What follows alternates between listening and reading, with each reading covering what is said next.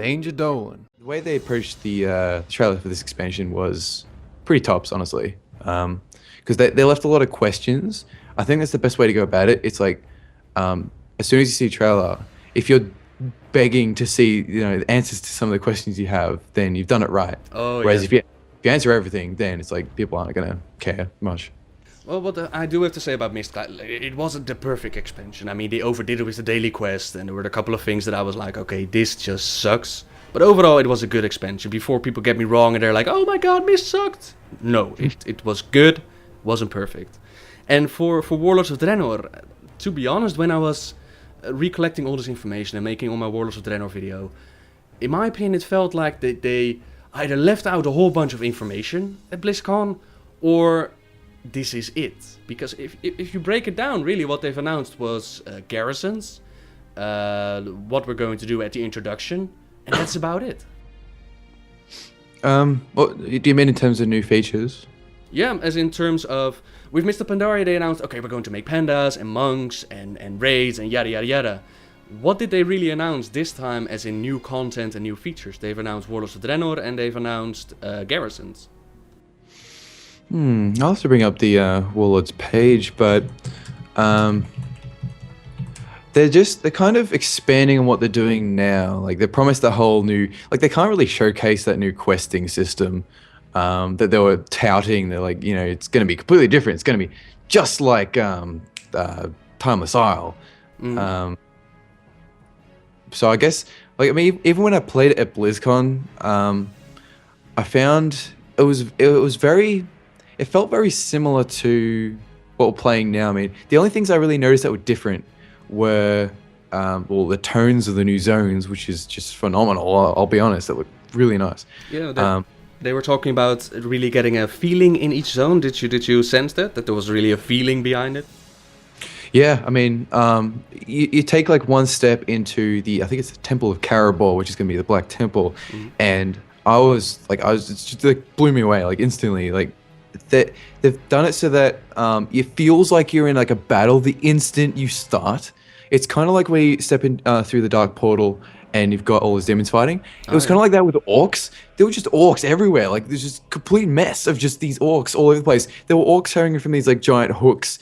And like you had to your quest was to I don't even read the quest text. I didn't have time, so I hit the hook, and these orcs just like plummeted to their death. I was like, this is pretty gruesome. Awesome. So that's not even the explosive start that they were saying is going to be at the side of the Dark Portal. This is like just the regular Alliance starting zone. So they announced a lot of features that were essentially life improvements for the game. Exactly, yeah, but nothing really major new, like Brawler Skill, Pet Battle, stuff like that. Yeah, I mean, apart from that new quest, like they've said that they've got a new quest system here, and they just got they got the new raid system. Well, let's just list off the things that they've improved. They've got the new character models. They've got the removal of stats and the implementation of tertiary stats. They've got the armor change-uppery, where you got plates for all plate classes. You got the item squish, UI updates, group finder, adventures guide. Let's see. Oh my god, they really haven't added anything, have they? Yeah, that's my point, exactly. Like, where is the new big thing that you've announced? Because all of these, of course, they're upgrades, no doubt about that, but where are my new features? Yeah, I mean, I was so focused on kind of like the story aspect and all the improvements. I didn't really think about the stuff that they're adding. I mean, they got the new world, but the new world is essentially a lot of questing from 90 to 100, and then from there we're all huddled in the town center, which right now is Shrine. So we're going to be in the new hub, and we're going to be queuing up for dungeons and raids. I mean, they've said they're going to be putting in a lot more spontaneous stuff, like the Timeless Isle, where you run around but they did that in Pandaria. They had like the little bosses all over the place, so they dropped little fun items. Like I found that one where you can like breathe underwater for a while. You got that thing that drops off the gulp frogs, where you can use a druid ability, the what you may call it, that thing. The druid ability Yeah, we all symbiosis. yeah symbiosis. So if they could, they want to get us back out into the world, right? But that kind of stuff, you only go back into the world if you can progress your character. I mean, that's everyone just wants to progress their character. Everyone who's raiding wants to progress their character. I mean, challenge modes and Brawlers Guild and Proving Grounds, they're all good if you've got nothing else to do, if you're not in raid time. But that's the main thing. The main problem I have right now is that if you want to progress your character, you basically have to do a lot of group content, unless you're gearing up. If you're gearing up, you can do time style. But if you want to progress your character outside of raiding, because nobody in my guild really logs on for anything but raids. Like that's the major problem I see. And the garrisons are good in the fact that you can log on like once a day and just take care of it. It's like Hearthstone, where you boot up the game, you do the quest, you can finish, and then you got the gold, you can finish. It's kind of like that. It's like garrisons. It's like that. It's like you log on for a little bit, you do that, and you leave. But there's no way to progress your character in like any kind of long span of time, just by yourself, in a challenging solo environment. I guess it's very specific. Yeah, but I get what you're saying. That would kind of be cool. But then again, they are trying to push people back into the multiplayer aspect of the game, because the last few expansions they've removed group quests, they've got the dungeon finder looking for raid, yada yada yada, and now they said we want to get people back into the playing with each other, and we're going to add the what was it that they're going to add? They're going to add the finder, and yeah, I think it was the group finder that they announced that was going to motivate people back into playing with each other. So I agree that it would be cool to progress your character in a more flexible, in a more solo kind of way. But then again, is that the core of an MMO? Well, I guess you can't really play. You can't really. Sometimes, like, I just don't feel like doing group stuff. Like, I understand that the bulk of getting gear and progressing your character is done through raids and through dungeons and through scenarios. Like that's totally fine for me. And doing stuff like the Timeless Style is good, but if I'm raiding and I still want to keep like improving, like right now, like I gave up on Timeless Style because there's no point going there. Like if I was still gearing, it'd be fine. It'd be cool. Right now, I just don't feel like it. And doing group stuff, like if there was a way to do dungeons in an environment that wasn't, completely extremely zergable, in a way that it was actually kind of rewarded your effort in a way that would help your raid progression, and totally. Well, I guess yeah. In terms of, you could have solo helping your character in a solo environment and also a group environment. Like I have no problem doing both. So, what you're kind of talking about, back in Classic we had like these potions that you could get in the Blasted Lands, I believe, and you had to grind a whole bunch of mobs, hyenas and stuff like that. Where the Dark Portal is that the Blasted Lands? I think yes. So. And that could be kind of cool, like introduce a system that you could grind your flask for, or maybe a special buff for your raid. So when you do that group content, that way you kind of have both. Yeah, that would be cool. Yeah, there's a fine line there as well, because if you make it too grindy, then people probably wouldn't even bother. And if it's too mandatory, then suddenly people feel like, you're making us log on and do all this just to be. Us play the game. Oh my god. Let's play the game. I don't want to play the game. I just want to raid with the people. So they need to make it so that it's like LFR. Like they trying to make it so that you don't have to go into LFR to gear up. There are other ways to do it, but you can if you want. So it's the same thing with progressing like outside of raids in the world. They should make it so that you can if you want to, but your raid aren't gonna look down their nose at you if you don't. Yeah. But that's really, like you said, a fine line. Like, where do you draw the line? Like, this feels mandatory and this is optional. Yeah, because I mean they got a lot of optional stuff outside in the world. Like they're obviously not introducing any of this stuff in Draenor apart from garrisons, but they got plenty of stuff already that they could expand upon. Um, yeah, this is a little bit random, but we kind of touched on it. And the question is, we're going to get some new stats, and the stats will change when you switch your specs. For those that don't know, in World of Draenor, you're going to get gear, and that gear morphs as you change your spec. For example, I'm a protection paladin, I've got a bunch of gear, and I switch to healing, then my tanking gear will get healing stats on it. Mr. DD, what do you think about this change? Are they making it too simple by removing reforging and gemming and less enchants, or will it be a benefit in the long run? Well, just first off, in terms of gear having the same stats, like when you change spec or based on what your class is. Speaking first off from as a tank, it's horrible. I like not having any competition with my gear. Anyway, from this perspective, it's definitely a good and a bad thing. With the flex system, and you have a lot more people, I feel like this is going to cause a lot more drama. Right now, I feel like they're making loot systems mandatory, because if they do flex and this, I don't feel like pugs are going to be able to turn around and, be courteous to each other. I think it's going to turn into a bloodbath as soon as any gear drops, because it's like, this guy doesn't deserve it. I hate you, your mother, and it just escalates from there. Mm-hmm. So in a pug environment, this is not a good change. In terms of a group that like a guild, it's kind of perfect, because a lot of times gear drops, nobody can use it. It is the most disappointing crap imaginable, because everyone in your team, they don't get the benefit.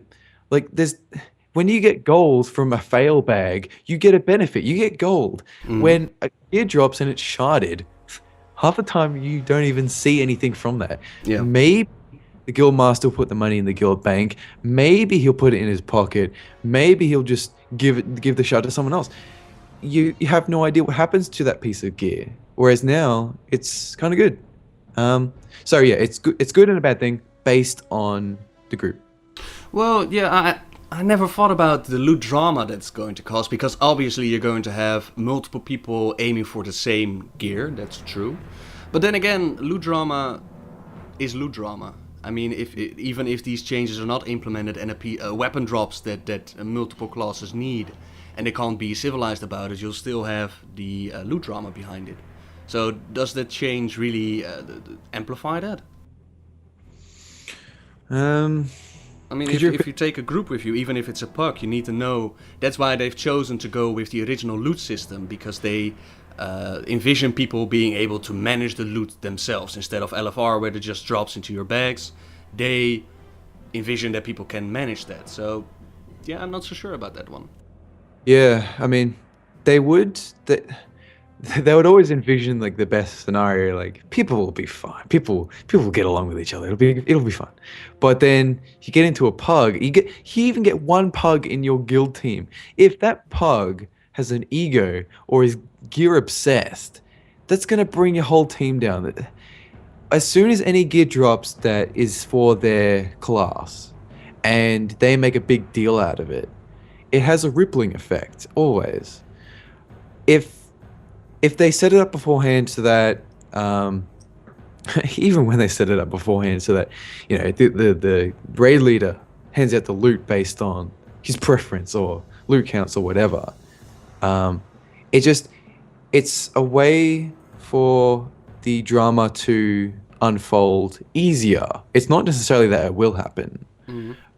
May happen, and there's a high chance of it happening, and you want to kind of minimize that wherever possible. That's why people don't really do pugs, because there's so much drama, there's so much bad people playing. So I always realize, I think we've got systems in place like the roll system and certain rules that you need to set up before you even start raiding that should prevent these kind of problems. And if you have a loot whore in your raid that's going to make drama because he didn't get a couple of pixels extra, you're going to get the drama anyways, and you know who not to bring with you next time. Totally. In terms of removing reforging and gemming on gear switching, that's an incredibly good change. I personally do not have a DPS set because it's so difficult to maintain. Every time, when I first joined my guild, I just said that, I don't have a DPS set. If you really want me to do it, then it's fine. But it's just the fact that it's costly. It takes time to build up a set. And even when you do, you have to learn the rotation. I'm so bad at learning the rotations. And I like having just one set, one character that has certain buttons, all hotkeyed, all macroed, and I love that. But as soon as anything else happens, it's like, oh god, this game. It could help out in the Brawlers Guild. I mean, yeah. So if I really desperately wanted to do something as a DPS, maybe because I have to, then I have that choice. It's decent. I don't know how you feel about it. Well, I mean, I'm just the moment they announced that the gear was going to switch with your specs, I was drooling over the amount of bag space that's going to save me, because right now I'm running around with 4 different kind of sets, 2 for my DPS, 1 for PvP, 1 for PvE. I have a tanking set, and I think I even have a tanking PvP set. So that's going to save me a whole bunch of bag space, and especially if they're going to introduce a third spec option one day in the future. I was already worried about, okay, I'm going to have to carry around 6 kinds of sets with me. So that's, in my opinion, that's a great change. And yeah, I'm all for it, man. Being able to switch from gear in and out without too much trouble, that's perfect. And about the reforging thing, making it all too simple, from my perspective, I'm really happy that I don't have to go, whenever I get a piece of gear, I have to look up at noxic.com, like, what gems do I need, what enchants do I need, how am I going to reforge it with an add-on. All that kind of bullshit behind it is gone. But I was reading up on the forums, and people were like, yeah, but reforging really helped me modify the stats in a way that I wanted them to have. And it got me thinking, like, yeah, that was indeed the concept behind reforging. So either they're going to nail the stats on the gear that you're going to get, like it's all going to be perfect, or you lose that option for the sake of simplicity, and you're going to be a little bit nerfed because you can't adjust that gear, for example, to crit to haste. So that could be less of a DPS, and it could be, nerfing yourself. Yeah, I feel like removing reforging is only a good thing because it's only for people who are completely anal about having the exact right stats that they need for their class. I mean, right now it's all about the hit and expertise. I mean, that's the huge thing they're getting rid of, and thank Christ that they are. As long as that's gone, they can remove reforging. That's totally fine with me. Right now, myself and a lot of other people are using Ask Mr. Robot, and you just import your stats into the add-on. Then you don't even have to do anything with reforging. You literally approach the vendor, press a button, and it automatically reforges everything. It's actually creepy how looking at all these stats changing before you, and you're like, man, I'm really good at this game. Watching all this stuff change, but it's just bizarre, and I'm really glad they're getting rid of it. I think the whole reason they're getting rid of these things is because of Ask Mr. Robot, because of all this nonsense that is getting out of hand. As long as they change it so that you don't really absolutely need this one stat, as long as they don't have that, as long as it's all kind of optional, as long as if you can keep going back and maybe have a chance of getting a better piece of gear, whether it's tertiary, whether it's got that exact stat that you can't live without, that's a reason to go back and do the boss. Right now, as long as you can reforge, why am I going back to take down this boss? There's nothing there. People actually drop out of doing a boss because they don't need a stat on a piece of gear. It's ridiculous. So yeah, it's a good change. It's a good change. I will be very interested to see how they approach the whole gemming situation. I did a little bit of research on the fact that they're getting rid of a lot of gem slots. I was just worried that, I don't have any dual crafters, but I was worried for people who had leveled up dual crafting because it's so expensive. I'm like, I hope they don't lose a lot of money from this because gemming is kind of a big deal. That's all I had. Well, I hope not. I hope that gems will still be a profession worth for people to have, actually. The same with enchanting. They're also making less enchants, but those enchants are going to be more valuable. So, yeah, it's going to be interesting to see what exactly they're going to do to keep that profession alive, to be honest. And on the thing that you just said about the gear and the reforging, I think you've hit it on the nail. As long as they keep the stats optional, like, without reforging, this gear is still valuable to me, I think it's going to be a good change. But if the gear still needs a little bit of attunement to increase my DPS, for example, if I'm stuck with crit gear because a different plate class also needs that crit, then it's going to suck for my class and I would really miss reforging. But that's yeah, we don't know until we're actually in Warlords of Draenor. Yeah, I mean, I wish I'd played for more than 15 minutes at BlizzCon. Like, literally, I had enough time to set up my bars, and then I walked 2 meters to Caribou, and then like, okay, get off, you're out. Like, but there's like a half an hour line. It's like, no, get off the computer. So I'm like, oh god damn! Like, I wanted to have a look at all this stuff. I only got to see the item scaling and the new character model. It's like, oh, okay. Yeah, the item scaling is an interesting feature, by the way. Do you know if they're going to introduce that in Warlords of Draenor? Oh yeah, I mean, I had a look at like, I was attacking stuff, and I'm like, I don't have much health. Like, I'm in like all LFR gear. Like, they give you LFR gear in the demo. I'm like, I feel like I'm doing nothing here. Like, I'm killing stuff really fast, but this is strange. And I opened my my character sheet, and I'm looking through my gear. I'm like, am I in Wrath? What is this gear? It's like 100 strength. And then I realized, like, okay, that's cool. You don't notice it. You only notice the numbers. You don't notice any kind of difference in the actual gameplay. This is the item squish that you're talking about right now, right? Yeah, it's item squish. Yeah, all the gear on the items on the gear, all the how do I say this? All the item levels. Yeah, all the item levels on the gear have been squished down quite hard. Like, you absolutely will not notice until you see the numbers jumping up on the screen and it's like 1,000. Like, right. And you're so used to seeing like 500,000. It's like, huh. But as a casual player will not notice. Like, okay. You're just playing through. A casual player probably wouldn't even open his character sheet. He would just be like running around, like hitting stuff with their gun or their bow. And it's like, yes, I'm winning. Well, I just personally hope that it won't affect soloing, because that's really one of my favorite pastime things when I'm done with everything else. But they said, yes. Sorry? Used to do a lot of their solo videos. Yeah, man. Well, what usually happens is I often reach a cap with soloing, the cap with my gear, and after that I'm not able to do anything. So usually my channel just went dead after that moment. But right. These days I also do other videos, and I'm currently actually trying to solo new stuff like the Legendary and Ice Crown, to see if you can do that quest line, and a couple of Ketas, so I'm back to that.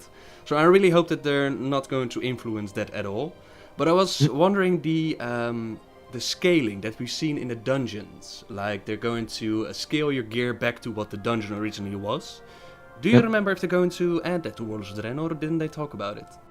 Yeah, they talked about it at BlizzCon. Like, I asked them, and Mr. Hazakoustist gave me a textbook answer that once they get a reward scheme, they would like to put it in the game. Everything's set up. They can do it anytime, but they can't work out where it's going to fit into the game, because they want people to see new content. They've always said, ever since Cataclysm and the feedback from that, they've always said, we don't want to rehash stuff. We don't want to rehash stuff. Yeah. So if they introduce item scaling and it's a progression based, suddenly people going in there and everyone's complaining in forums, I'm sick of getting gear in this old dungeon I included back in Wrath. Then everyone, the subscriber loss, and we lose. So once they figure out where it's going to go, because they got challenge modes in right now, and that's kind of the same system, but that's all current stuff. Yeah. So dungeons, like heroic dungeons, not challenge modes, heroic dungeons aren't for anyone. They're not for an audience at this stage. They're for people who just hit level 90. So challenge modes are kind of like the heroic version of heroic dungeons. Like they should. And Yeah.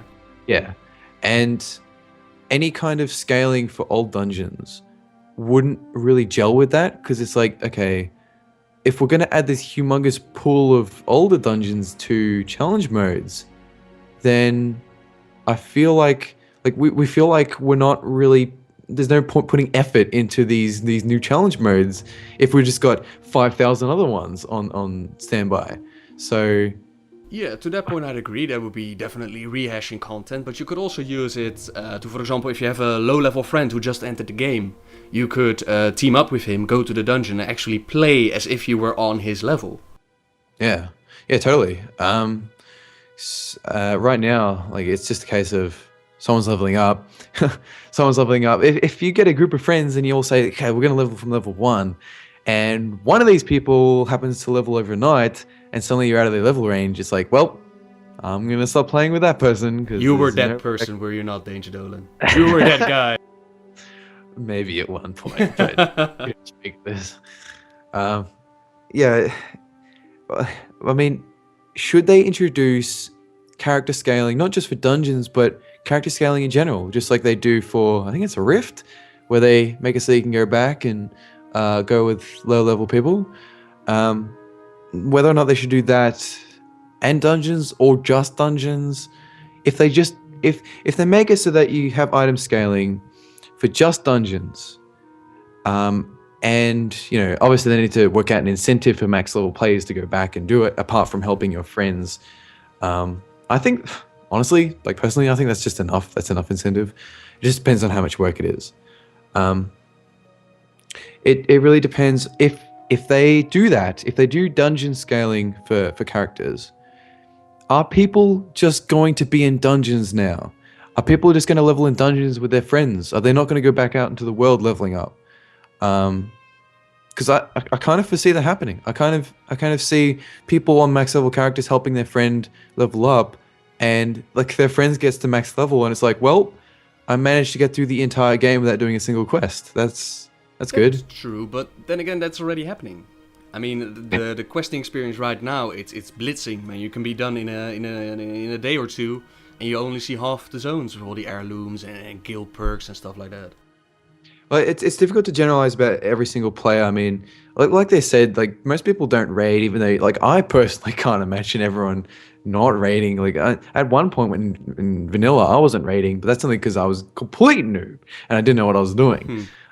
But once I got into BC, once I got into BC, I was raiding. But there are people out there who genuinely love doing quests. They love leveling up through these zones. If you make it so that a lot more people can just jump into dungeons with their friend and do that. I mean, if someone really loves questing and all that, but they also love playing with friends, and their friend is like, oh, screw questing, man, that's for noobs. Come do this dungeon with us. Come do 87 dungeons with us. Then it's kind of like pressure for that person to just jump into a dungeon and ignore all the cool story and all the cool world, and it's not good. But yeah, I don't know why I'm arguing against dungeon scaling. I want it in the game. I can see the downsides. Yeah, I can agree that it's a downside. Like, people only go into dungeons and they forget about the rest. But on the other hand, as the system is right now, and why not both? Why not give people the option to quest at their own speed if they want to, and why not allow people to group up and do dungeons with friends? And the same goes for old raids. How many topics each weekend open up like, we want to go back to vanilla times and Burning Crusade times? Fine, you want that? We're going to scale you down when you enter Black Temple. We're going to scale you down when you enter Molten Core. Go get 40 friends, have fun.